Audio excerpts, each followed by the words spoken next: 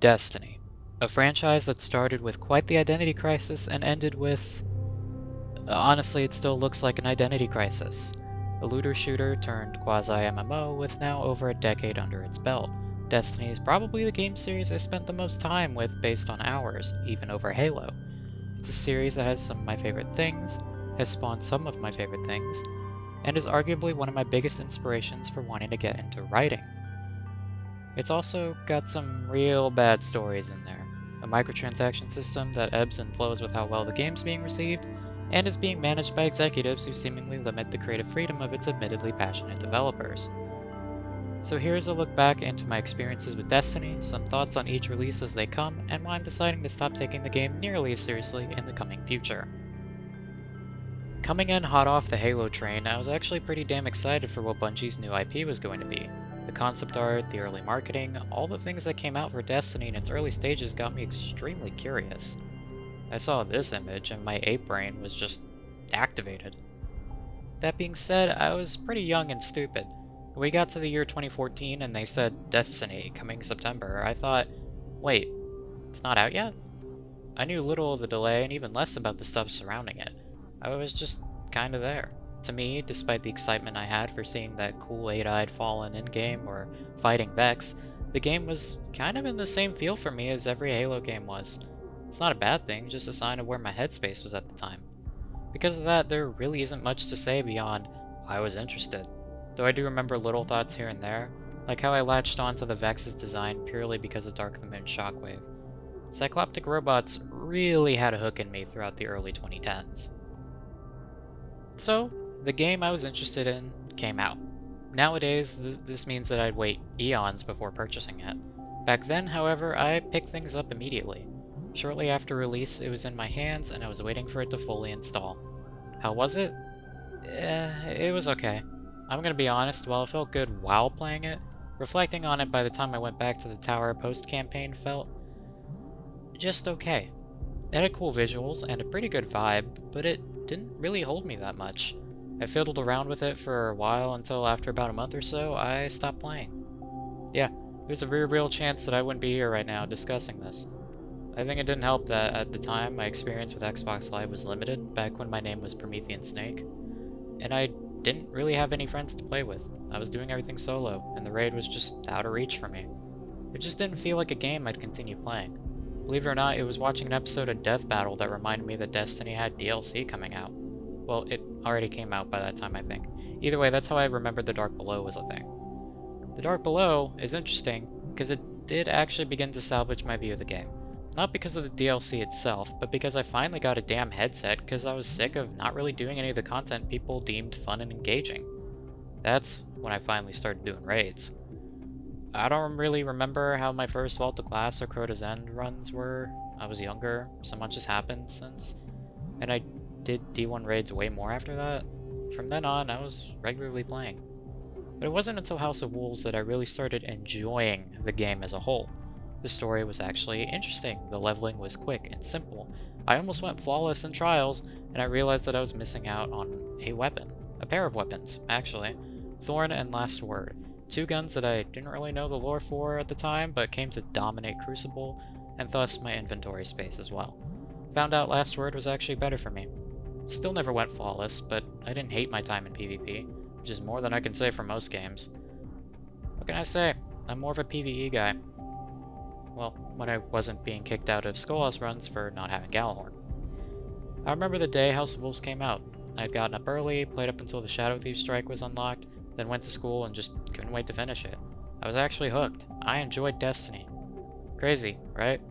Probably helps that 7th grade was the time a lot of things happened in real life too. Made things memorable. And things were about to get so much better. The release of The Taken King, Destiny's first big DLC, marked a shift in its development. Finally, things had been locked down. Finally, a proper story can be made. Finally, shit got real. It can't be properly stated just how hard I vibed with The Taken King. The music was dark and heavy, at points so raw that I'm disappointed that future antagonists didn't get the same treatment. The atmosphere of the Dreadnought was oppressive.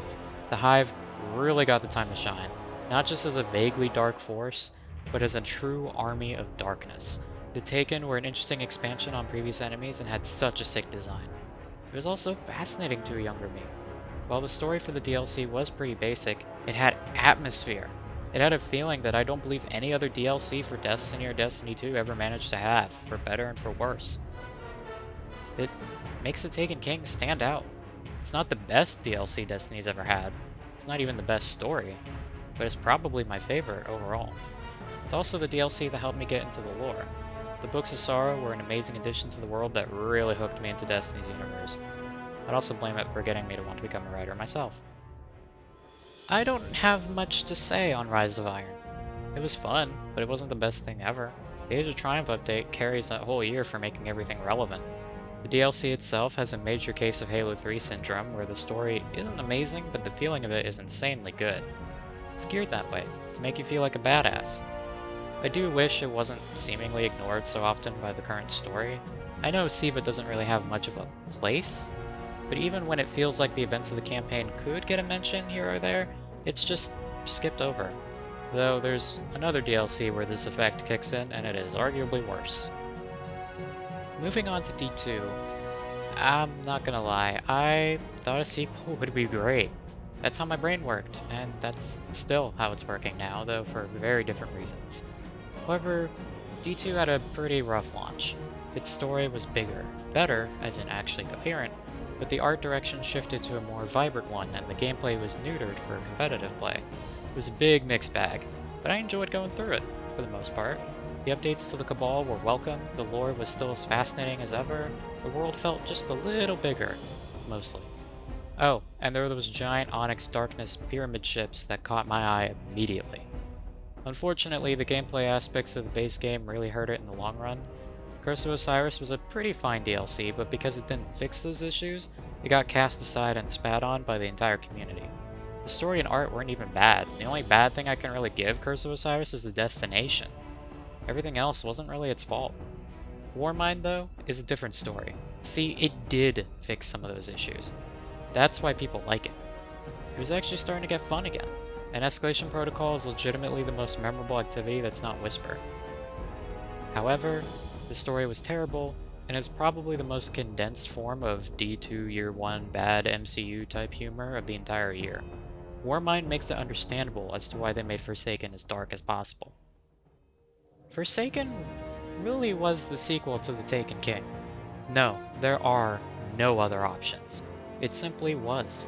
What Red War didn't cover from the aftermath of the Taken War, Forsaken did. It followed up on the destabilization of the Reef, the Taken threat left behind, Savathûn and the Hive, even the Fallen, for better and for worse. The more I read on Destiny's history, the more it seems that the Fallen got the shaft akin to the Vex. The House of Kings were definitely supposed to be bigger, but their entire unification plot was sidelined, and Dusk, as quickly as it was introduced, became reduced to a scattered band of scavengers in favor of giving the Scorn a rise to power. And up until what seems to be Revenant, the Fallen never quite got back on their feet. They almost did with Beyond Light, but we'll get to that in a bit. The Scorn were annoying to fight, but an interesting idea, narratively speaking. Their dark nature further reinforced how terrifying the powers of darkness could be when used against us. Another, more subtle terror can be found in the gradual changes to the campaign antagonist, Uldren Sov. During the story, darkness creeps beneath his skin, growing more and more intense until his eyes are nearly pitch black. The corruption is so deep and intense that when mixed with a piece of the Gardener's shell, it actually is balanced enough to open the portal to the Dreaming City. Speaking of, the Awoken got a lot of lore this time, and it was fascinating. This whole release was close to making me feel how I felt during Taken King. I was just enthralled by the story around me and where it could possibly go. Getting our first Ahamkara and not even seeing what they truly look like is still crazy to me, even if Bungie likes to say that it was Riven's true form nowadays. In terms of lore, the year had me until Opulence. In Black Armory, you got some more info on the Golden Age and how people felt back then, as well as a glimpse at something much darker having been present during the collapse, which pairs well with Drifter's encounter with strange darkness-based entities on an ice world where he learned to harness freezing powers beyond the light. Speaking of, in Season the Drifter, we got a major expansion on the Nine's lore and story. Even though it was Gambit this season, it had me hooked. I was so ready. Then Opulence was mostly in-universe fanfiction with some hints towards more Savathûn shenanigans. I don't know, it just didn't hit me as much. On top of that, Crown of Sorrow just wasn't that fun. Honestly, most of the raids in D2 that weren't Eater worlds never quite hooked me. I don't know if it was Eater's simplicity, speed, or something else, but I never got into the others. For a brief moment, Shadowkeep, that changed, because I actually liked Garden. Shadowkeep is the season of the Drifter of expansions. Its lore was deep in more ways than one, and it was full of insane narrative beats, but there wasn't much beyond that. The campaign was a slog, the activities were just kind of okay, and Vex Offensive just wasn't that great. Shadowkeep's strongest memories for me were tediously grinding quests to help Eris through her trauma, and then looking at that big-ass pyramid underneath the moon and going, damn, that shit's cool, because genuinely, it marked a shift in me. I was someone who was obsessed with the Vex, but these pyramids, that became my focus from then on. The overarching plot of the year was the imminent return of the darkness, but we still had some time before it happened. Dawn was about Scions and Saint 14 in actual time travel, not simulations, echoes, time travel. Anyway, we got some new lore on Scions, which was interesting, and we got a conclusion to the perfect paradox, as well as creating a new one by saving Saint from death. I liked Dawn, but it left a bad taste in my mouth because the Corridors of Time quest was a gargantuan waste of time, both gameplay-wise and narratively. In my eyes, there was a 0% chance they'd kill the player character, and it surprised me whenever I saw somebody that believed it would happen. Worthy had a good setup, but was far too simple to be stretched out as much as it was. Not to mention that the gameplay side just wasn't fun. It was around this year that I started doing thoughts on posts, and I don't think my opinion on this season was changed at all. It's just not that great, but what it was setting up. Arrivals is almost the best season in the game's history. The tone was immaculate, the activities were fun, the story was interesting, holy fuck, this season was so good to run through. Except that bug where the Dark Tree never showed up for most players. It also did a lot for the characters of Savathun and Nokris, reinforcing the former's stances and direction, which is important, and giving the latter more, and making him into honestly the most based Hive character we've ever gotten. It was just such a good time, were it not for the fear of sunsetting that plagued this season. Maybe it was better than it actually was, and was only so because I played a lot with friends as we rushed to refresh our memories of the Red War or Curse of Osiris. Maybe it was fun because it was the last time it felt like we were all together and on the same page. Then came Beyond Light. The DLC itself was fine. Stasis was an interesting idea, but underwhelming to me. Europa was pretty, but felt strangely empty. Probably the biggest thing that continually gets me is its story. The lore for the darkness side of Beyond Light is insanely good, and it even crosses over into Brain Vex territory, improving both of them alongside it. But in-game, it feels shafted. The only thing about darkness you get is the push to get stasis. There's nothing much beyond that. The DLC focuses a lot on the Fallen, but does it really? There's a mission in the campaign that I think perfectly encapsulates the messy, unfocused nature of Beyond Light's story. You start by talking to Varix, who tells you that his people need to get out, because Aramis is being corrupted by darkness and is leading the Elixir to ruin. Then you get interrupted by the Pyramids, who tell you that you should be corrupted by darkness. Then it gets interrupted by the Exostranger, Eris Morn, and Drifter, who all then tell you that you should get darkness but not be corrupted by it. Therefore, the reality is that this entire story is just a stasis tutorial. The Fallen, after Forsaken threw them to the ground, start getting back up, only to never quite reach the next floor because they keep needing to make room for the other plots. The Dark Vanguard, led by the Stranger, Elsie Bray, never gets any real time to shine beyond her because she also ties to the Braytech plot, which dominates post-campaign activities. She also focuses a lot on the supposed dark future, which has zero factor viability by the time it's even mentioned in the narrative. The darkness itself doesn't get much because you are only focused on using stasis. In the end, Beyond Light is just kind of okay at best. It has a great raid, but then caps it off with a less than great final boss. It has so many things that are described as peak, but then misses so many others. It's just a mess, and so is the year that followed. Season of the Hunt actually had a pretty good story. For her heresy, the Pyramids have sent Savathun's sister, Ziva Wrath, to hunt her down. The slow invasion of Sol coincides with finding that Uldren Sov is still alive, but now is a Lightbearer named Crow. The lore around this is pretty good and feels good to go through. However, the gameplay side, while simple, just wasn't engaging or fun enough to keep people hooked. Chosen is where that got fixed. Coming out swinging with a very interesting twist of fate, taking the slow, ominous build-up of Callus's daughter and turning her into a willing ally, was a good decision that led to, in my opinion, the best character introduced since Beyond Light. Kaido was just so good, I love her. The battlegrounds were fun, the strike was good, it also made Lord Saladin, of all characters, interesting again, and we'd see the fruits of that further down the road. It was just a good season, and my pick for best season if I didn't have a bias towards Arrivals. It also gave us Presage, my personal favorite exotic mission and a hint towards dark things to come. Splicer, on the other hand, yeah, I just don't like this season. The gameplay aspect was fun, I enjoy Override, I think the war table system worked best here and never again, and Expunge was great. However, the story needed a lot more time and a lot more care because there was only one good plot to come out of that.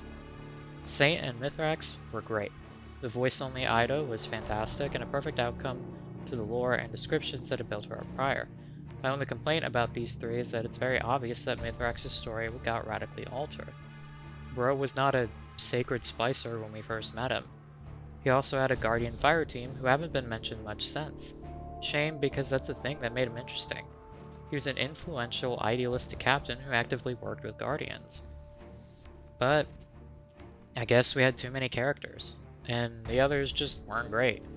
Lakshmi was a fine antagonist, but where she herself was okay, the people and activities around her weren't. Ikora was stupid, making a legitimately dumb decision without consensus from the government of the last safe city on Earth, and then making next to no actual moves to quell suspicions and potential rebellions. Were it not for her and Zavala actually being decent people, the city would have actually been under a military theocracy, and I completely understand why Lakshmi and Hideo were scared beyond just prior experiences with the Fallen. You know, an alien species that they've been largely at war with for centuries now? The thing is, you can't just throw a human issue at a completely alien species and expect it to work. Why do you think putting fantasy races as allegories for minorities gets criticized so often? The same thing gets applied here with the Elixni and immigration. You need to take care in how you approach it. The lore did that. The background in-universe lore took the time to more carefully approach how both the Elixni and humanity feel about it on their own terms. But the actions taken in-game, which do take precedence here, show a complete lack of necessary nuance outside of Ido, which is why I love her so much. But she's not a main character splicer, so no one listens to her. Speaking of, another main character is Osiris. Except it's not Osiris. It's Savathun in disguise. This is where several aspects of writing quality combine and then burn and die. You're telling me that Savathun, who's known of the Vex since before Crota let them into Oryx's throne world, has even had a Vex mind in her care for eons, yet doesn't know basic information about how they work?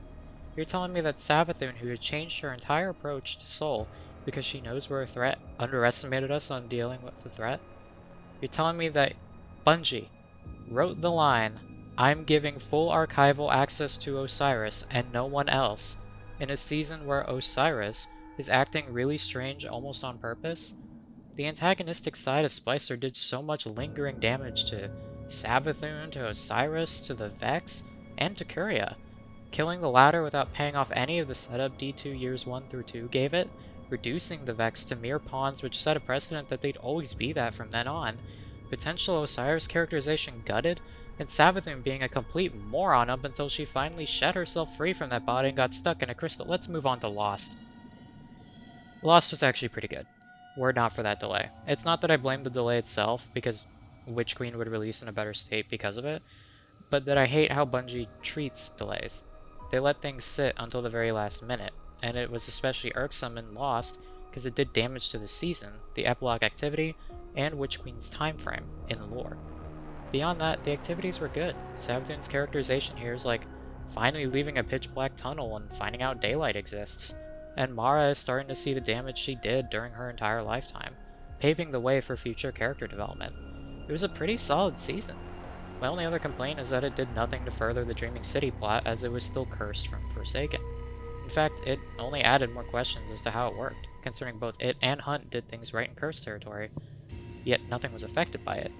This leads me to my final point on this year.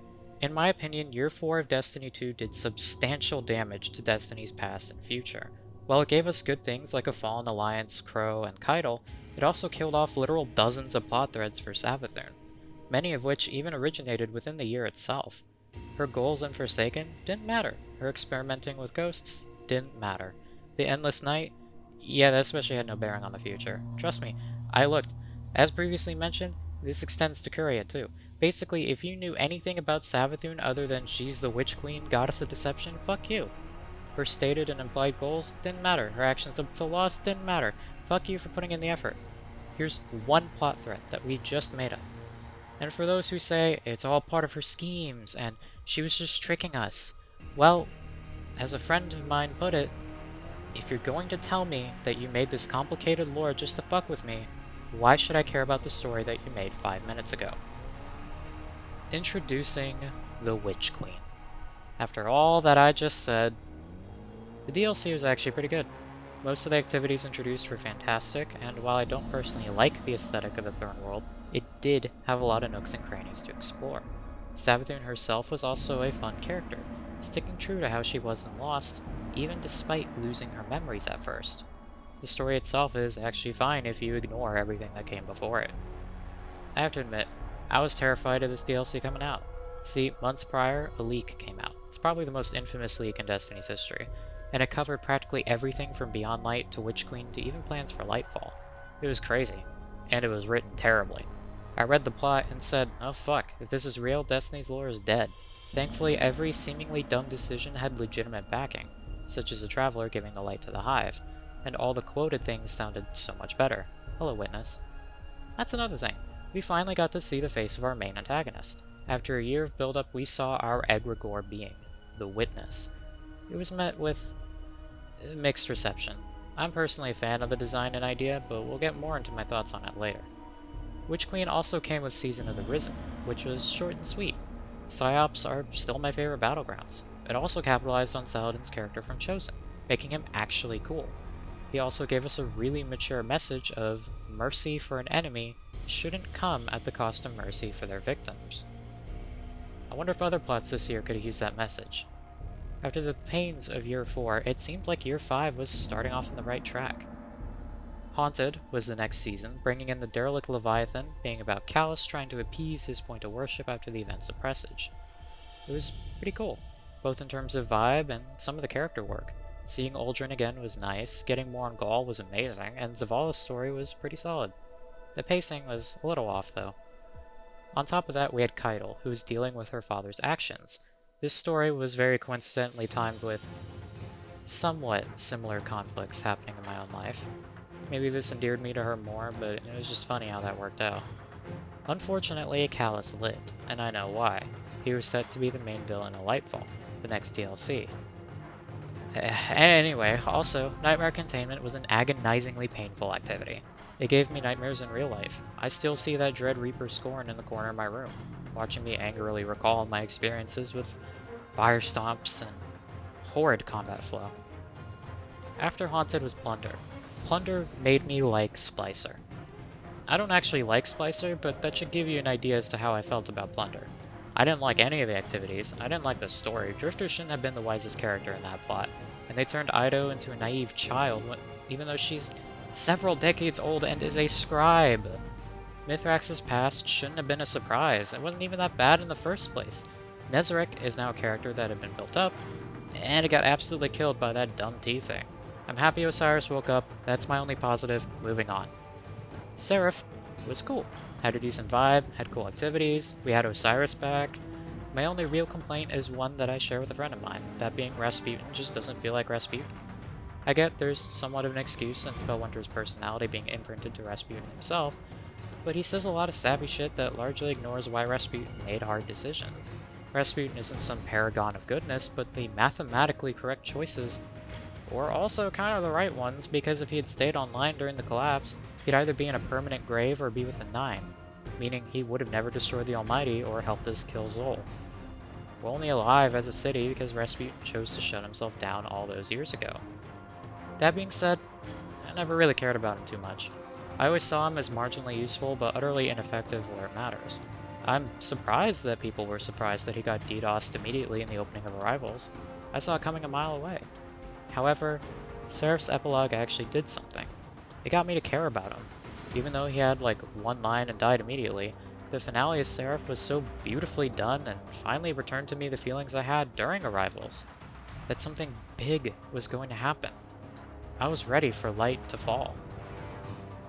Except it kinda didn't. Lightfall is a DLC where if one cutscene didn't happen, it would have been false advertising. The DLC isn't about taking the fight to the darkness or defending against the Pyramid Fleet as they ravage the city or the system. It's you and Callus, now working for the Witness, chasing after the same MacGuffin in a place neither of you knew existed until just now that low-key diminishes some of the effect of early Destiny world building. You're telling me that there's a secret city on Neptune that no one ever knew about, that has survivors from the collapse who regularly manage to defend against the Vex, despite the latter having infinitely more power, and they all just happen to be the coolest people ever? Neomuna is like the crown prince of toxic positivity when it's first introduced. It's such an ill-fitting setting within Destiny's universe, especially at the point in the narrative Lightfall's at. What's even crazier is that I actually think it could have worked as is with the right writing, but that's not what happened. The campaign was fun, but the story it told was rushed. Gutted chances for character development for Kaido and Callus, very confusing to the players, to the point where people think all the Shadow Legion are clones, and Tormentors were made with Cabal tech, and people just straight up never figured out what the Veil was until months later. You cannot tell me that was on purpose, because Lightfall was hyped up as the big Avengers Infinity War-esque fight against the Witness. To reiterate a point from the Witch Queen pastebin, and my thoughts on video of Lightfall, the only punch in the mouth the players got was in the quality to the story. Coming up with it was Season of Defiance, which had no antagonist, yet another half-baked character death following one in Lightfall itself, and zero explanation to any enemy motivations or actions. It is one of the seasons of all time. Deep, on the other hand, is where it felt like Destiny got whipped back into shape, starting with an interesting and somewhat gruesome opening, progressing with the vocal introduction of Ziva Wrath and Return of Titan, and ending with an actual explanation on the Witness. Implications regarding the Veil, and a side story about Neomuna's origins actually made me interested. Deep was another case of short and sweet to me. I just wish I liked the activities as much. Deep dives were okay, salvage too, but Goes to the Deep is where I lose it. It's just not fun. Also, Titan definitely should have come back like the Leviathan did in Haunted, as a limited patrol space. Which was also pretty good. The activities were mostly fun, the Return of Crota's End was actually a vast improvement on the original, and the story was fine until they had to connect it to Wish. Wish just felt like a half measure. Like, yeah, they'll talk about Forsaken, but you're only ever going to get one conclusion for it, and it's going to leave a dozen others flailing about without an easy solution. They also tried to change Riven's character a little in order to be more sympathetic, but like Savathun, you can't trick me, Bungie. She's evil. Forsaken is what I was talking about when it came to Bungie ignoring a DLC besides Rise of Iron. Rise of Iron barely had anything to mention it with, but Forsaken's plotlines were scattered all over the system. To not follow up on any of them, and even claim that the Witch Queen was the real sequel to The Taken King, feels insulting to anyone who gave a damn. It's like Bungie considered Forsaken and Shadowkeep War some kind of black sheep that had to be cast aside, or whatever it wasn't had to be changed. It just sucks, and on top of that, Wish had the same lack of antagonistic presence that Defiance had. It feels like another case of, this is definitely one of the seasons of all time, and it really bogs down some of what was happening. I mean, the season ended with a callback to Vanilla D1, yet it didn't mean much because the season around it was just meh. Into the Light was a good update, very fun. Only issue is a lack of story presence that the activity should have, but I can't really blame Bungie for that when it was sort of scrapped together on the fly. I mean, we could have had Lightfall be the assault on the city, but, you know, why would players want that? That's crazy. Yeah. The final shape felt like a breath of fresh air in many ways. It has a good emotional core, introduces the broader audience to Tarj, Zawala's ghost, and makes him really likable for a short time on screen, and actually gives us time with the Witness that we've been needing for years now. It also gave us the Dread, albeit there's an asterisk to that I'll get to later. The gameplay loop of the final shape is really solid. The Pale Heart is mechanically one of, if not the best destination they've ever made. The strike is fun, the campaign is solid to play, and the finale mission is genuinely my favorite activity in the game right now. Narratively, it also brings back some things from Forsaken and Shadowkeep. The Winnower is officially reconfirmed, Savathun is moving back to her old vague goals of things beyond light and dark, and the tone is winding back down to where it really needs to be. Again. But while it does do that, and while its core is good and the ending is a little emotional, there is a promise that I and a few friends don't feel came through. Bungie said we'd be getting some major answers regarding cosmic scale things, We got reaffirmations about things many already knew, but nothing really new came out of it. We didn't get answers on the witnesses' species, not even a name for them. Actually, we don't have any names for any of the individuals whatsoever. Let's get to that, really, all this pyramid stuff. How is it that we get through 10 years of Destiny, 10 years of development on the Darkness, 3 different big eras on what the Pyramid Fleet was about with 3 different ideas for leaders and 2 major art style changes, at least, and the pyramids still feel underwhelming? I'll tell you why. Because they clearly changed direction and had to figure it out all over again for their new goals, meaning that by the time they developed it again, they didn't have enough time or resources to actually put meaningful Darkness stuff in the game, and tried to veil our eyes with the new stuff, hoping we'd focus solely on that while they tried and failed to brush the build-up for cancelled stories under the rug. Except, there's enough evidence that they did change story direction, and I'm not going to leave that stone unturned nor put it down until I know why. But before we ask why, we need to know what. First starts this concept piece by Dorje Belbrook. This was made public on the 10th anniversary of Destiny in September of 2024. According to Dorje, this was the first piece of his to have a pyramid ship in it. Before it is the Inhabitants. The image is labeled as the Glimmer, but I'm not really here to speculate about that name. I'm here to talk about the people. In front of all this is a large person with big-ass hands and an orc-shaped helmet with a triangle on the front. Around him are dead dudes and a bunch of emaciated, thin people that also have helmets with triangles on them. Here's another piece by Dorje that has glowing blue people. This time, some have 4 arms, and they are around a statue with 4 arms as well. Notice that this is in the Black Garden. Next up are these pieces, also by Dorje, that flesh out the emaciated dudes from the first piece. Here we see they are pale-skinned with tubes and holes in their flesh and ragged, torn cloth. Whoever these guys were, they were the first known iteration of the Pyramid people, human-shaped to the point where they're placed on a series of cards with relatively detailed, simplistic silhouettes of other enemy races, who is just a stick figure, and almost zombie-like, as if they were forcing themselves to stay alive.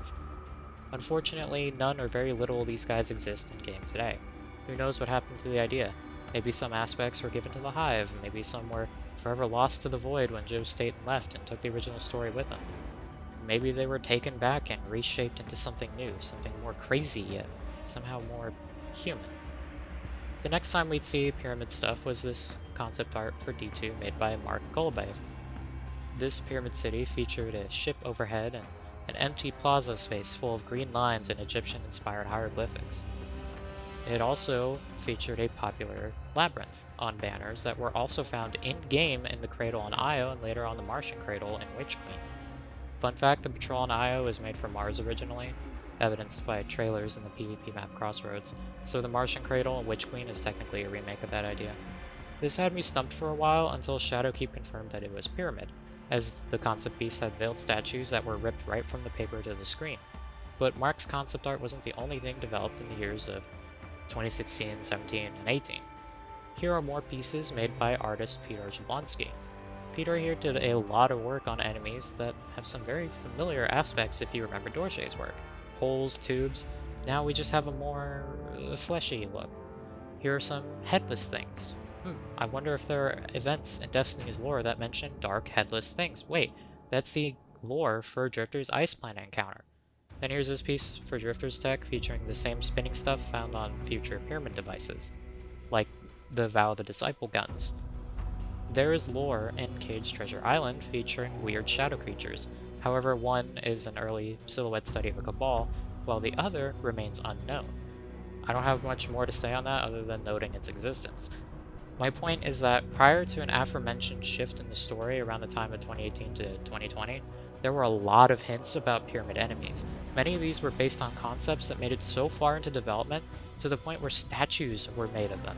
Actual in-game assets and textures were made backing up an old concept from just a year or so prior, one of which was about the former iteration of the main antagonist, who I can only refer to as the King based on his statue.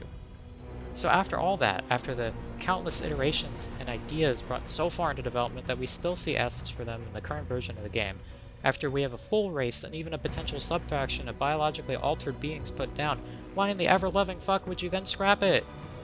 See, I understand the Lunar Pyramid being empty. It's a remnant ship that was intentionally left behind during the collapse in order to watch us. Yes, I'm aware that it crashed, but the fact that the Witness had complete control over it by the time of Shadowkeep meant it knew about it and took it over without bringing it along with the fleet. But then every subsequent vessel was just empty. Oh, but wait, it's not like they're completely empty. They're like the Travelers, so they're technically living things. Listen, cool concept, but that doesn't excuse that there are no tangible enemies to fight. Then, in Witch Queen, they hit us with the double whammy. On the one hand, there are people in the fleet. They're called Disciples. We get a sick-ass introduction with Roll. Boy, I sure hope that we figure out where the others are, because this saga is coming to a close real quick. I'm sure that all of the Witness's followers will be a hell of a challenge. On the other hand, all the people that made the fleet are condensed into a singular entity. Gee, I sure wonder what will happen when the literal egregore dies. I hope we get those people back. I wonder if that's why all the urns are there in those ships. Then comes Lightfall, where our only troops are tormentors. Okay, well, surely it has more, right? Good luck finding an answer to that question, because Bungie switches up on where the Dread come from every few months. Are they ancient converts, like what was stated before Lightfall's release? Clearly not. They're all clones made with pyramid tech, except nobody on the story team thought it was good to show this happening, so you could only guess that through past releases and visual evidence. Even then, people will fight tooth and nail that Callus is somehow responsible for Tormentors, even despite one probably being responsible for lodging half of Winterbite into the Exodus Indigo. And then a year later, they'd go, actually, the Dread were forged in the Pale Heart, and then still not explain Tormentors, all the while still implying the ultimate truth that the Witness had no forces whatsoever. What are those headless things from that ice world? We'll never know, because Bungie never had the heart to even explain it away by suggesting that's what the Dread looked like without their mechanical heads. What are the things Kate saw in his vision? Who knows? Last potential darkness creature we got was the thing that killed Ada during the collapse, but that turned out to just be Hive. Oh, and the Disciples, actual loyal followers of the Witness? Yeah, by the time we fought Rolk, he was the only one left. There's one that died some time ago. There's Nezarec, who got thrown in the last minute and was also dead as of the collapse. And then it still took Callus a few months to actually make Disciple status. Then, when we face the Witness and it shows off all its followers, it has one loyal guy, one guy who doesn't even make sense, and one guy it never even cared about. Despite having seemingly concrete darkness concepts in the can since around D2 launched, Bungie had no units. We had one guy with Rolk, and he's the entire basis for every subsequent unit. If Bungie had not made Rolk, none of the Dread as we know them would have existed. And we barely got them anyway. According to some Bungie employees, the 3 red bar Dread units we got in the final shape only made it into the game because the DLC got delayed. That's not saying they were all built from the ground up in that time, but it goes to show just how fucking lucky we are to even have more than 2 cloned units. Then, when the Witness itself dies, it just takes its souls with it. It's explained by us killing all of its minds, and it does make sense, but it still leaves me feeling disappointed. We have this great big bundle of souls, and we just throw the whole thing in a fire. The urns that look suspiciously like ceremonial death urns don't have anything special about them, despite being seemingly so important to the aesthetic that they survived an entire art style change. No, nothing. The Witness is gone. Maybe there's still one of its race somewhere else out there, but good luck. I don't know if Bungie was just stretched too thin, or management went, nah, we don't need a new race or something, but surely this can't have been a unanimous or even liked choice. You threw away something that would have legitimately driven players back to the game, which I know because even seeing the Dread got people excited, and we just barely got a fraction of them while we're still fighting fucking Cabal. Not even interesting Cabal either. If they aren't clones from the events of Haunted, they're still rendered into mindless servants. Why should I be threatened or even invested in the Shadow Legion? Anyway, another thing that bothers me is that with a lot of the Witness era darkness stuff being seemingly thrown together way too late in the saga's story, we lost a lot of time with it.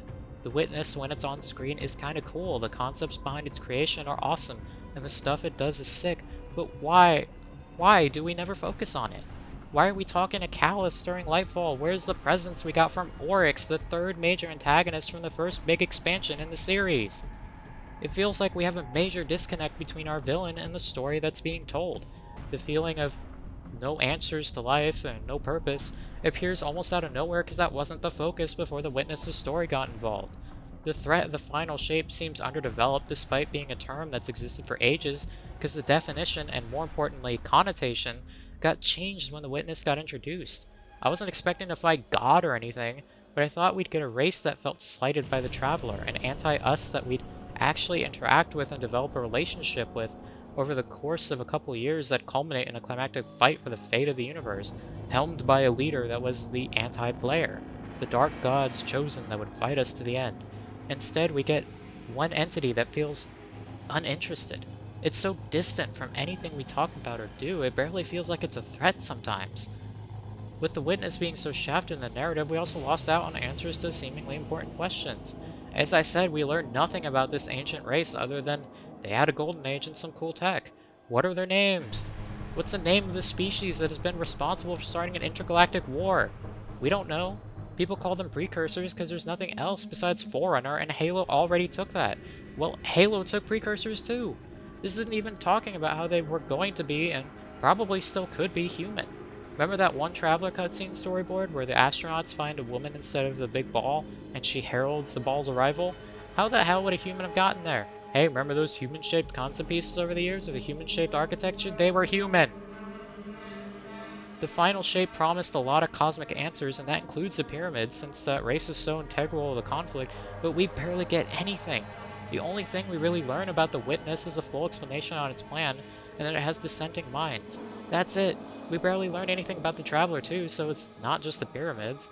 Still, listen, I rant on this because I got invested. I cared to follow the story, even when Year 4 undid half of everything I found interesting in the lore, specifically regarding Savathûn. I held on through the Witness era because I still thought the darkness could pull something interesting.